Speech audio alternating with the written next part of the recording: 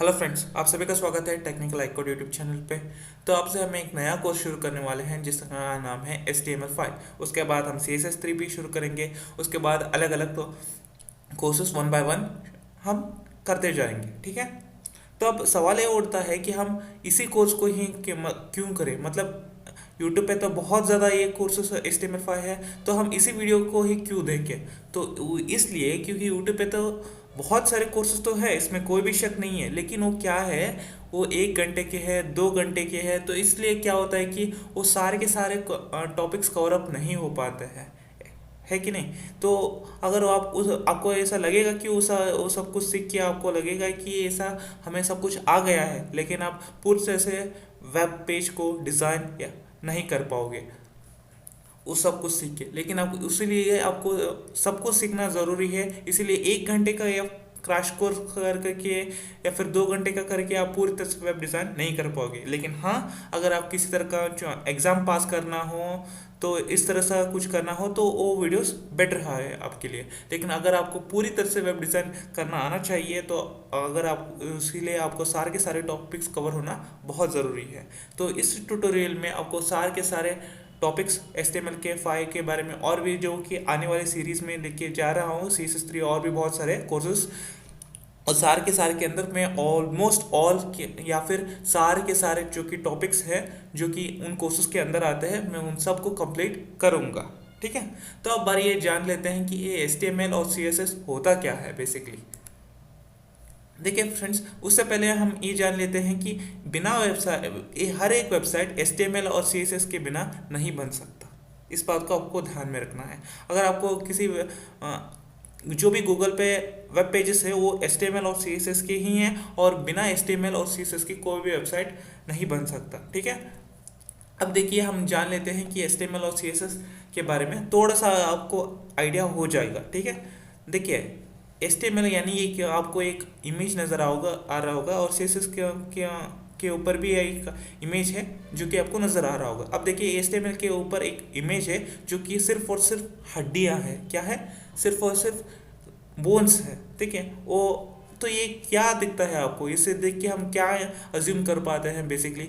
देखिए, बोन्स है तो इससे हम क्या कर पाते हैं, सिर्फ बोन से लेके हम ये तय कर पाते हैं कि बोन्स का ये जो हैंड का जो लेंथ है वो कितना होना चाहिए, लेग का जो कि हाइट है वो कितना होना चाहिए, और जो कि ब्रेन का विड्थ कितना होना चाहिए, ये सब कुछ हम डिसाइड कर पाते हैं HTML के अंदर, ठीक है। यानी कि हम HTML के अंदर स्ट्रक्चर डिज़ाइन कर पाते हैं, ठीक है। और CSS के अंदर हम क्या कर पाते हैं बेसिकली। देखिए, यहाँ पर क्या हो रहा है कि ये बोन्स है, उसके ऊपर हमने क्या लगा दिया, स्किन लगा दिया, मसल्स लगा दिया, है कि नहीं।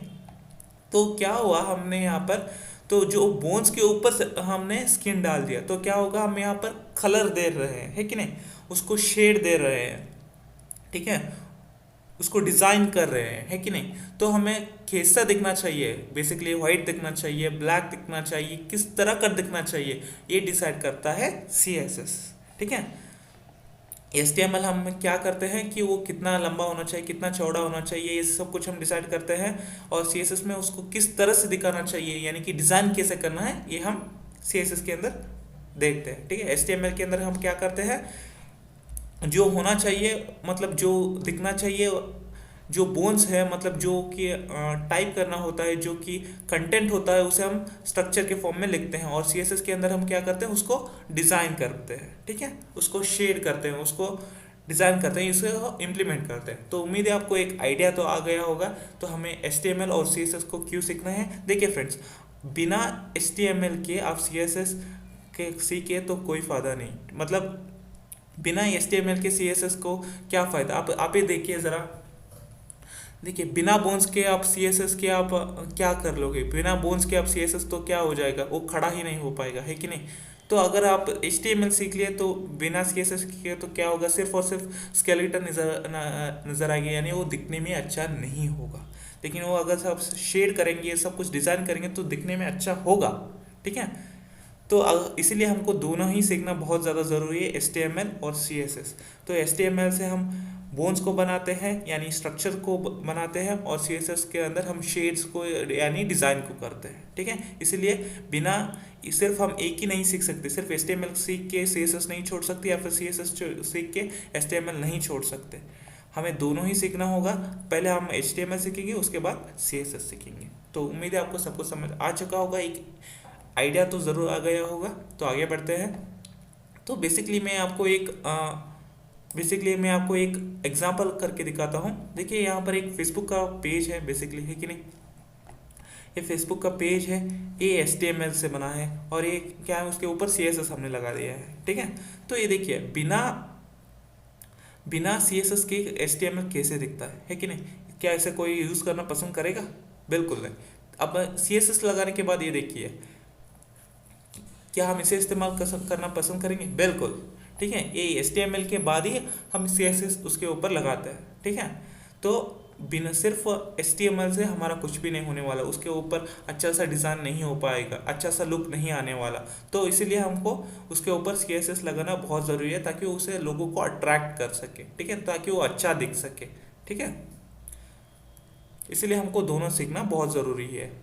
तो अब बारी आती है हमें उसके लिए क्या क्या रिक्वायरमेंट पड़ सकता है। ठीक है, तो सबसे पहले हमें उसके लिए ब्राउज़र्स की ज़रूरत है।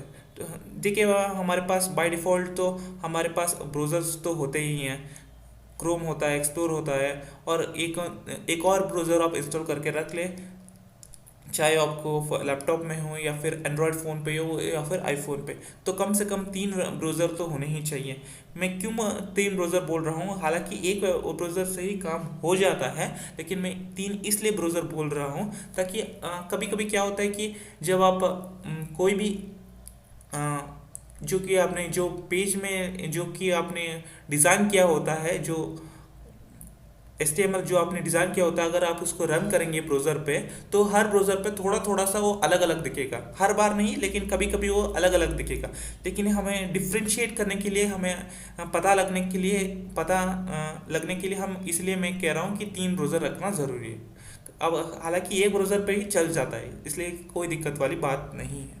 आपको समझ तो ज़्यादा आपको पता लगाना है तो आप 3 ब्राउज़र लग सकते हैं। तो इससे क्या होता है कि जब आप डिज़ाइन कर लेते हो तो पेज को आपको तीनों ब्राउज़र अलग अलग ब्राउज़र में रन करके देखेंगे तो कुछ डिफरेंस आपको नज़र आएगा। ठीक है, उसके बाद हमें एक चाहिए कि टेक्स्ट एडिटर चाहिए। अब हमारे पास तो बहुत सारे टेक्स्ट एडिटर है, आप कोई भी ले सकते हो, विम ले सकते हो, नोटपैड ले सकते हो, नोटपैड प्लस प्लस ले सकते हो। बाय डिफ़ॉल्ट हमारे पास नोटपैड तो होता ही है पीसी के अंदर, आप उसको भी यूज़ कर सकते हो।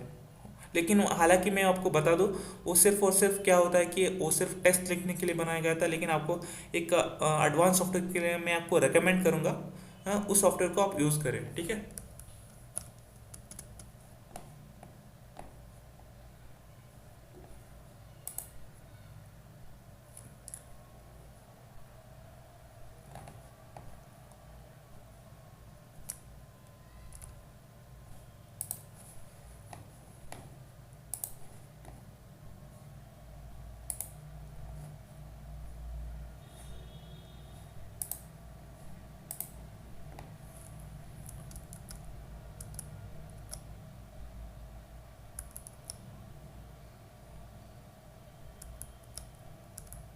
सबसे पहले आपको क्रोम पे जाना है। तो यहाँ पर आपको टाइप करना है VS कोड।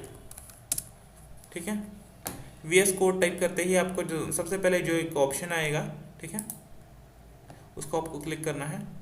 ठीक है, तो यहाँ से आप विजुअल कोड सॉफ्टवेयर को डाउनलोड कर सकते हो। इसको देख के डर मत जाना। ठीक है, यहाँ पर जो सेटअप दिया गया है उसको देख के डर मत जाना। ये बहुत ही सिंपल टूल है और ये बहुत ज़्यादा पावरफुल है। ठीक है, इसमें आप बहुत सारे लैंग्वेजेस को रन कर सकते हो। ठीक है, तो हालांकि इसको आप यूज़ कर सकते हो, लेकिन हालांकि आपको नोटपैड पे भी चल जाता है। ठीक है, आपका काम जो भी है वो नोटपैड पे भी चल जाता है, लेकिन आप एक एडवांस सॉफ्टवेयर को यूज़ करना चाहते हैं तो इसको आप यूज़ कर लो, ताकि आपका काम बहुत ज़्यादा आसान हो जाएगा। ठीक है, इसमें आपको कुछ भी नहीं करना होता है, सिर्फ यहाँ पर डाउनलोड करना होता है, सिंपल इंस्टॉलेशन है बेसिकली, आपको इसको डाउनलोड कर देना है ताकि आपको इसमें आप इजीली वर्क कर सके। लेकिन मैं आपको बता दूँ, मेरा जो भी ट्यूटोरियल है मैं सब कुछ मैं इसी में करने वाला हूँ, फिलहाल इसी सॉफ्टवेयर के अंदर करने वाला हूँ। हालांकि आप नोटपैड पे भी कर सकते हैं, एक नोटपैड तो आपके पास ऑलरेडी होता है इसलिए मैं बोल रहा हूँ, आप नोटपैड पे भी कर सकते हो, लेकिन अगर आप इसको इंस्टॉल करेंगे तो आपको ज़्यादा आसान हो जाएगा। तो आगे बढ़ते हैं।